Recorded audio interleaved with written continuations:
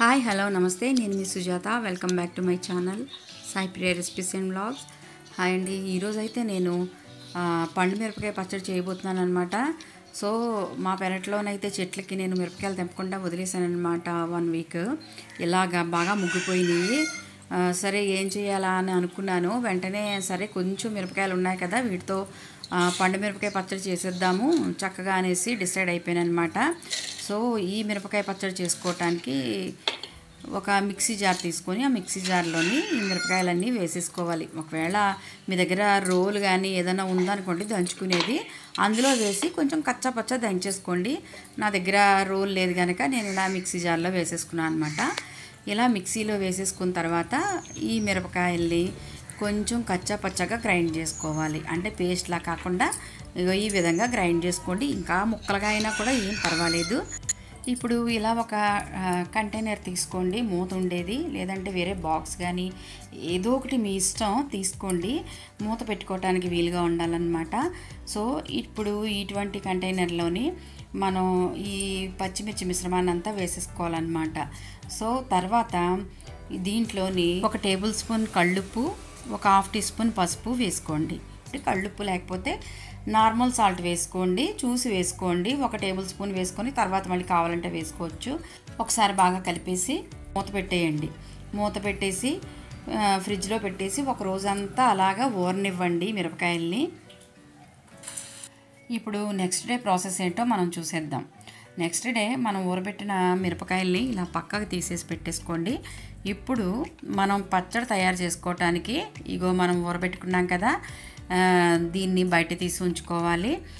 అలాగే ఒక పెద్ద నిమ్మ సైజ్ అంత చింతపండు చూసారు కదా, ఈ చింతపండు మునిగేదాకా నీళ్లు వేసి ఒక 5 నిమిషాల పాటు ఉడికించేసుకోవాలన్నమాట. నేను ఆల్రెడీ ఈ చింతపండుని ఉడికించేసుకున్నాను. ఇదిగో గిన్నెలో చూసారు కదా, ఇంత చింతపండుని ఇలా ఉడికించేసుకుని చల్లార్చి పక్కన పెట్టేసుకోవాలి.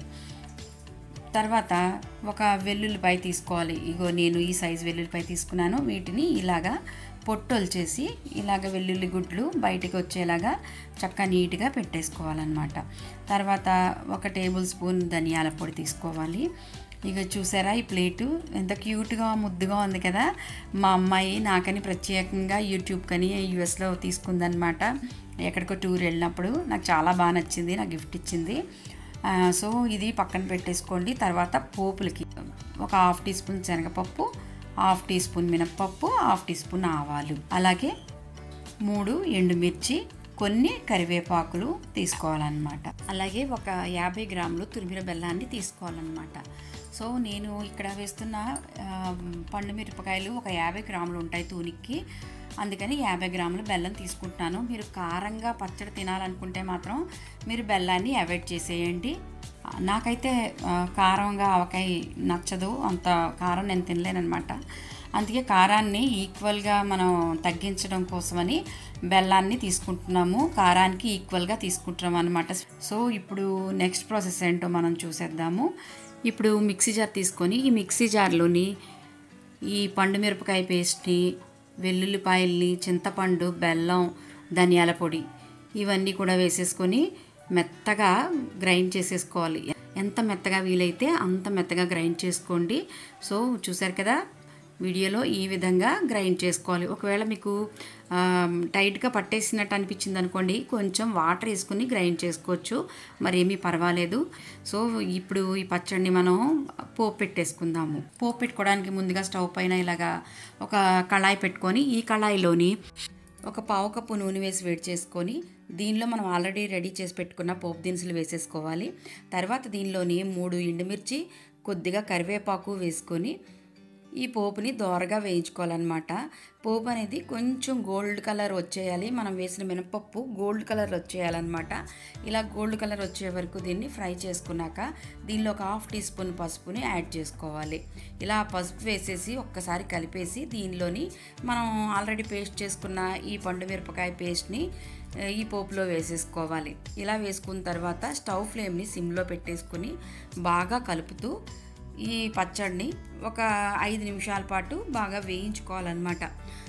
హై ఫ్లేమ్ పెట్టుకోవద్దు, ఎందుకంటే హై ఫ్లేమ్ పెడితే పచ్చడి కలర్ అనేది మారిపోతుంది. మనం ఇలా సిమ్లో పెట్టుకొని ఫ్రై చేసుకోవడం వల్ల మనకి కలర్ అనేది మంచి రెడ్డిష్గా వచ్చి చాలా బాగుంటుందన్నమాట.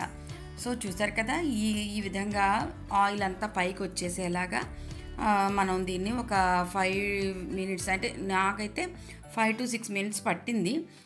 సో ఇలా 5 to 6 మినిట్స్ బాగా ఫ్రై చేసేసుకున్నాక స్టవ్ ఆఫ్ చేసేసుకొని దీన్ని బాగా చల్లార్చేసి ఒక మంచి కంటైనర్లో స్టోర్ చేసేసుకుంటే ఈ పచ్చడి నెల వరకు నిల్వ ఉంటుందండి. చూసారు కదా, పండు మిరపకాయ పచ్చడిని ఈజీగా ఎలా తయారు చేసుకోవాలో చూపించాను.